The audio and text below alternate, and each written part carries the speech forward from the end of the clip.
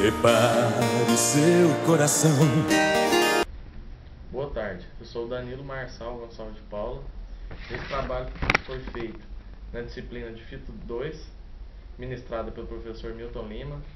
É uma revisão de literatura de doenças em plantas daninhas.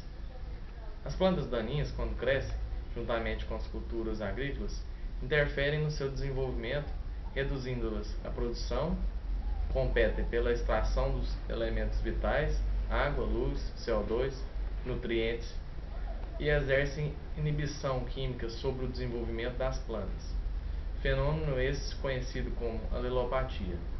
Estima-se que as perdas ocasionadas às culturas agrícolas pela interferência das plantas daninhas no Brasil sejam em torno de 20 a 30%, além da redução quantitativa da produção. Esta pode ser quantitativamente depreciada pela contaminação com sementes e restos de plantas daninhas em cereais. Adicionalmente, aumentam o teor de umidade nos grãos, diminuindo-lhes o valor comercial. As plantas daninhas podem ainda comprometer indiretamente certas culturas agrícolas por hospedarem pragas e doenças antes de infestarem as próprias culturas. A sua presença em uma lavoura, por outro lado, exige a adoção de alguma prática de controle e diminui o rendimento da operação de colheita, aumentando o custo de produção e, por consequência, diminuindo a eficiência agrícola. Os efeitos negativos causados pela presença das plantas daninhas não devem ser atribuídos especificamente à competição, mas sim a uma resultante total de pressões ambientais, que podem ser diretas, que são a competição, a alelopatia, interferência na colheita e outras, indireta, hospedar insetos, doenças e outros.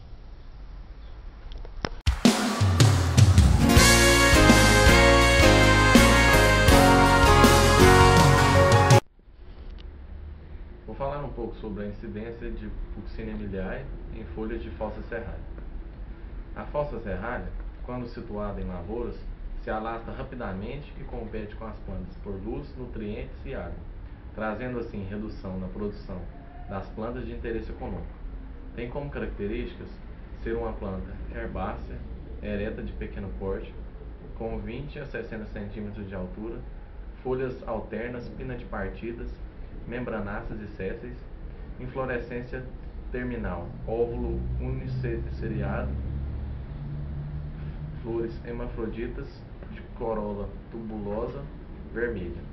A ferrugem da falsa serralha tem 20 gêneros e 4.900 espécies catalogadas no Brasil. É encontrada em quase todas as regiões por ter como um hospedeiro plantas de fácil disseminação. Este fungo caracteriza-se por produzir teleóspidos bicelulares isoladamente ou em pequenos grupos de 2 ou 3 em um pedicelo. Teleóspidos nunca são unidos lateralmente, formando crostas ou colunas. Os sintomas da ferrugem, em geral, são lesões de coloração amarela a vermelha, em alguns casos branca, de formato arredondado a oblongo. Muitas espécies de plantas são atacadas pela doença, mais conhecida como ferrugem. Mas, embora o nome seja o mesmo, muitas vezes o agente causal da ferrugem não é o mesmo, em se tratando de plantas distintas.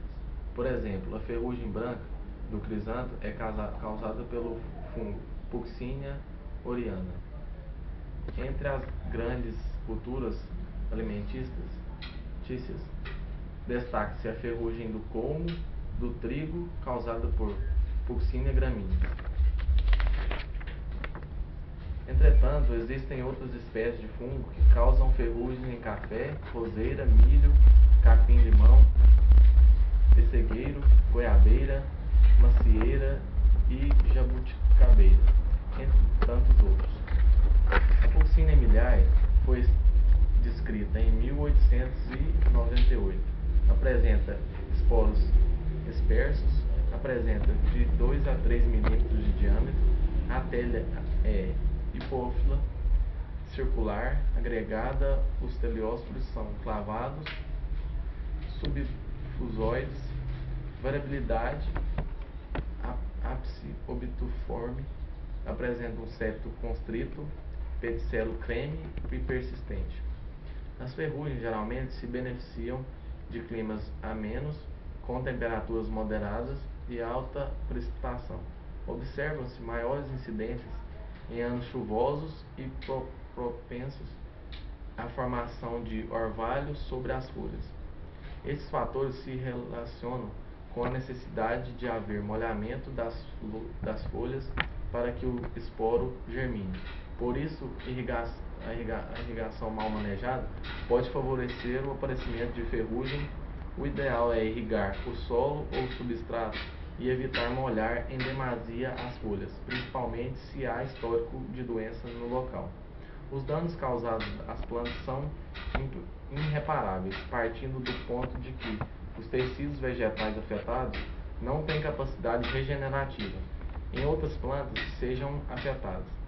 Em grandes culturas, o uso de fungicidas pode minimizar o impacto negativo sobre a produção, que é o objetivo dos cultivos.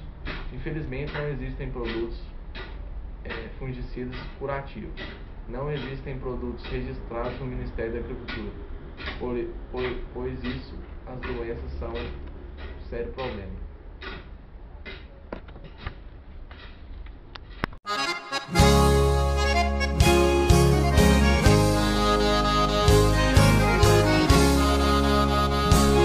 Vou falar um pouco sobre ferrugem incidente em picão gigante.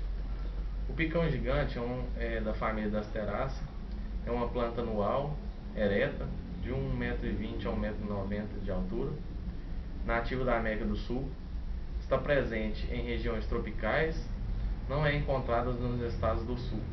Ocorre geralmente em forma dessas infestações que afetam significativamente a produção. Sintomas iniciais são formados a partir de pequenas lesões distribuídas no limbo foliar e nervuras, formam lesões coalescentes de formato irregular e de centro necrótico. Observou-se um halo clorótico de diferentes tonalidades a partir da região da coalescência das pequenas lesões. A área com concentração da pústula fica clorótica e visível na fase adaxial. Seus teleósporos eram globulosos, verrugosos, ápice obtuso, que apresenta ornamentação em alina, a presença de uridiniósporos globulosos e verrugosos, a urédia contendo uridiniósporos maturos e alinos, muitas vezes e em outras uridiniósporos maturos, com coloração castanha, claro, escuro, urédia aberta, mesófilo foliar com pústulas anfígenas, possuem baixa agressividade a alta especificidade e elevado grau de evolução do parasitismo, e ocorrem folhas e ramificações novas, podendo ocasionar abscisão de órgãos vegetais.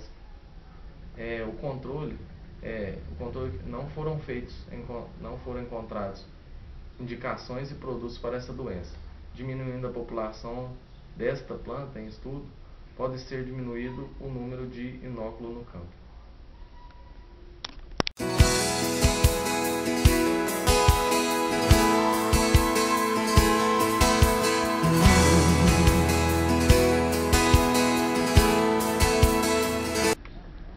Conclui-se que a identificação de patógenos encontrados e associados às plantas daninhas representa um grande e importante ferramenta para estudos epidemiológicos. Por um lado, um agente parasitário atinge uma vantagem ao homem, pois tem sua ação bioherbicida sobre as plantas daninhas, e uma desvantagem no que diz respeito a um veículo de transmissão de patógenos prolíficos ou aquele que transmite doenças a plantas de mesma família, servindo também como fonte de inóculo para outros cultivos comerciais. Essa canção eu gravei em 1994. Gostaria de relembrar